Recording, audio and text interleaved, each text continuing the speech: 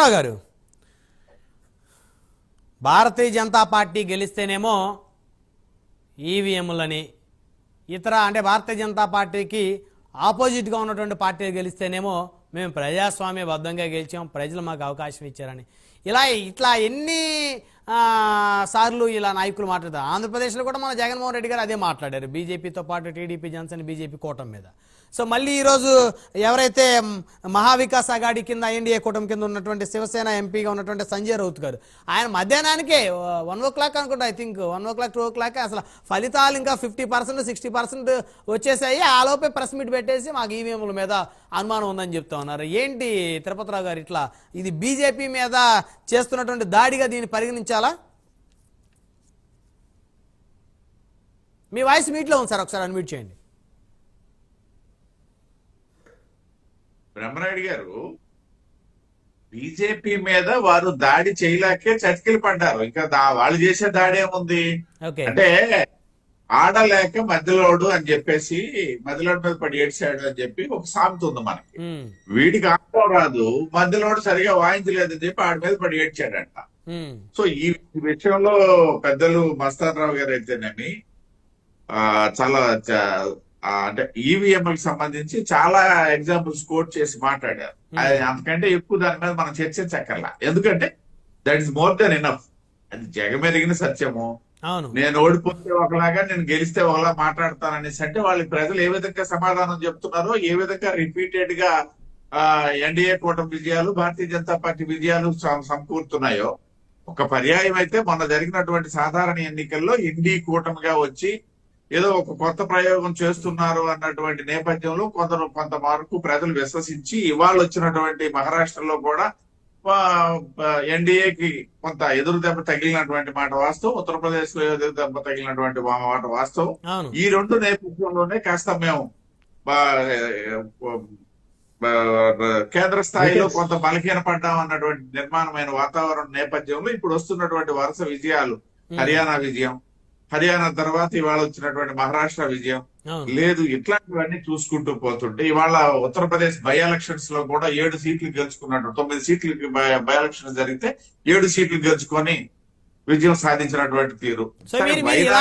ఇలాగే ముందుకు వెళ్లే పరిస్థితుల్లో ఇక మరి ప్రధాని కావాలి అనేటువంటి రాహుల్ గాంధీ గారి కలను బీజేపీ నెరవేర్చే పరిస్థితి లేదనుకుంటా, పూర్తిగా అడ్డుకట్టేస్తా ఉంది అనుకుంటే ఇక రాజకీయంగా. రాహుల్ గాంధీ ప్రధాని కావాలి అన్నటువంటి ఆశని బీజేపీ అడ్డుకట్ట వేయడం కాదు, ఆ పార్టీయే అసలు ఆ వాతావరణం నిర్మాణం చేసుకోలేకపోతుంది. ఓకే, అది ఎప్పుడో చెప్పాం.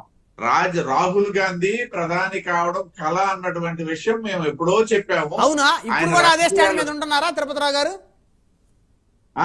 ఇప్పుడు కూడా అదే స్టాండ్ మీద ఉంటారా, రాహుల్ గాంధీ గారు ప్రధాని కావటం అనేది కళ అని? ఇవాళ మేము ఉండడం కాదు, వాళ్ళే స్టాండ్ చేంజ్ చేసుకొని వైనాడులో ప్రియాంక గాంధీ గెలిచిన తర్వాత ఒక పక్క ఇందిరాగాంధీ ఫోటో, ఒక పక్క ప్రియాంక గాంధీ ఫోటో పెట్టి ఆ కటింగ్ అది ఆ విధంగా చేసి మాకు భావి ప్రధాని అని చెప్పేసి వాళ్ళే చెప్పుకుంటున్నారు. అంటే ఇంకా రాహుల్ గాంధీ గారి అంశం మర్చిపోయారు వాళ్ళు. ఇంకా పోయింది. వైనాడులో ప్రియాంక గాంధీ గెలిచిన తర్వాత ఈ రాహుల్ గాంధీ పనికిరాడు అన్నటువంటి భావానికి కాంగ్రెస్ పార్టీ వచ్చేసింది.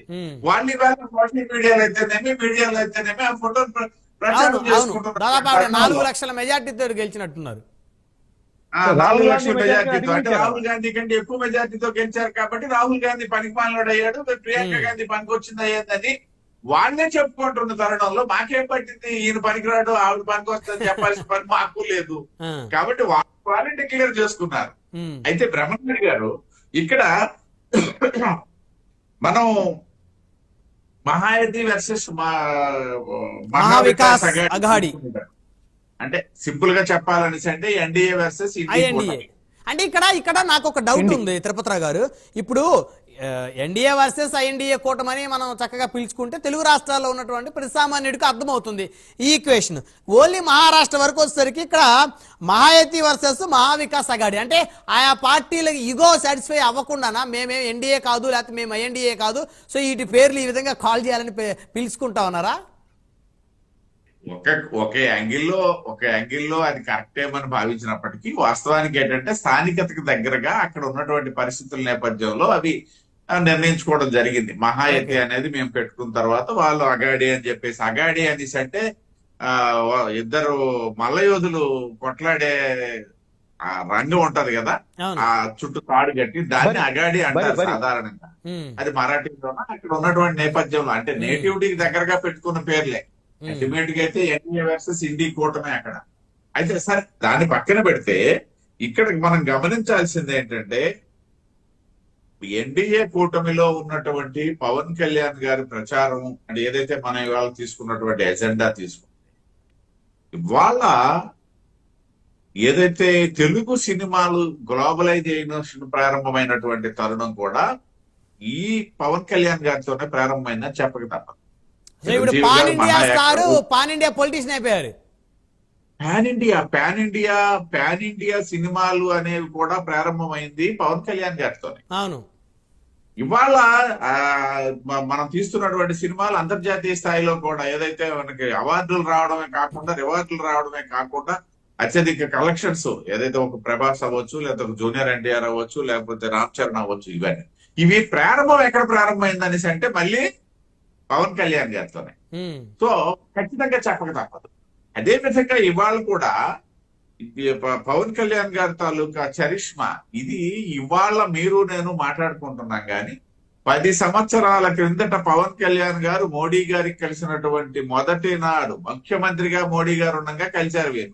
ముఖ్యమంత్రిగా మా సోదరుడు అందుకే గారితో అప్పుడు కూడా 2014 ఎన్నికల ముందు వీరంతా కలిసి ప్రచారం నిర్వహించారు. ఆ సమయంలో సోము వీర్రాజు గారితో పాటు వెళ్ళినటువంటి పవన్ కళ్యాణ్ గారిని చూసినటువంటి మరుక్షణమే పవన్ కళ్యాణ్ గారి సామర్థ్యము భావి భారత రాజకీయాల్లో ఎన్డీఏకి పవన్ కళ్యాణ్ గారి తాలూకా అండ ఏ విధంగా ఉండాలనేది నిర్ణయించినటువంటి మహాజ్ఞాని. ఎంతో ముందు చూపు, కొన్ని శతాబ్దాల ముందు చూపుతో ఇవాళ ఇండియాని తీసుకెళ్తున్నటువంటి నరేంద్ర మోడీ గారు ఆనాడు గ్రహించారు కాబట్టే ఇది కొనసాగుతున్నటువంటి 10 సంవత్సరాల నుంచి కొనసాగుతుంది ఇది. కొనసాగుతున్నటువంటి పరంపర ఆ రోజు వారు గ్రహించారు ప్రీతమ ప్రధానమంత్రి నరేంద్ర మోడీ గారు. ఇవాళ మనం చర్చించుకుంటున్నాం ప్రధాని కాకముందే వారు గ్రహించారు పవన్ కళ్యాణ్ గారి చరిష్మా ఏంటి, భవిష్యత్తులో ఏ విధంగా దేశ ప్రజలకు ఉపయోగపడతారు, ఎన్డీఏ కూటమికి ఈయన అవసరం ఎంత ఉందనేది ఆయన ముఖ్యమంత్రిగా ఉన్నప్పుడే మోదీ గారు గ్రహించారు. అది భారతీయ జనతా పార్టీ తాలూకా పరంపర, వారసత్వం కూడా.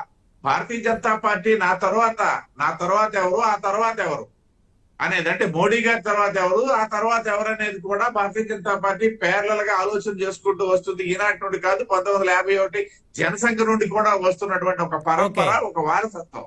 ఆ వారసత్వంలోనే ఒక అంశంగా వచ్చినటువంటి పవన్ కళ్యాణ్ గారు అది ఇవాళ నిరూపితమైంది. అంటే మోడీ గారు ఏ విశ్వాసం అయితే ఆ రోజు వ్యక్తపరిచారో పవన్ కళ్యాణ్ గారి పట్ల, ఏ విశ్వాసంతో అయితే పవన్ కళ్యాణ్ గారు మోడీ గారి దగ్గరికి వెళ్ళారో అది ఇవాళ వాస్తవ రూపాన్ని మనం చూస్తున్నాం. మోదీ గారి నమ్మకాన్ని నిలబెట్టుకుంటున్నారు, మోదీ గారి విశ్వాసాన్ని కాపాడుకుంటున్నారు. కాపాడుకోవడం ఆ విశ్వరూపాన్ని ఇవాళ చూస్తున్నాం అంటున్నాను నేను. రైట్, కంక్లూడ్ చేయండి తిరుపతిరావు గారు, సమయం తక్కువ. కాబట్టి నేనేమంటాననేసి అంటే ఎన్డీఏకి ఆంధ్రప్రదేశ్ లోనే కాదు దేశంలోనే పవన్ కళ్యాణ్ గారు ఒక ఎసెట్, ఒక పెద్ద ఎసెట్, ఒక ముఖ్యమైనటువంటి నాయకుడు, ఒక జనాకర్షణ కలిగి మాట మీద నిలబడగలిగినటువంటి నాయకత్వ లక్షణాలు ఉన్నటువంటి నాయకుడు అనేది వాళ్ళకి ప్రూవ్ అయింది బ్రహ్మనాయుడు గారు. రైట్ సురేష్ గారు, సో 10 సంవత్సరాల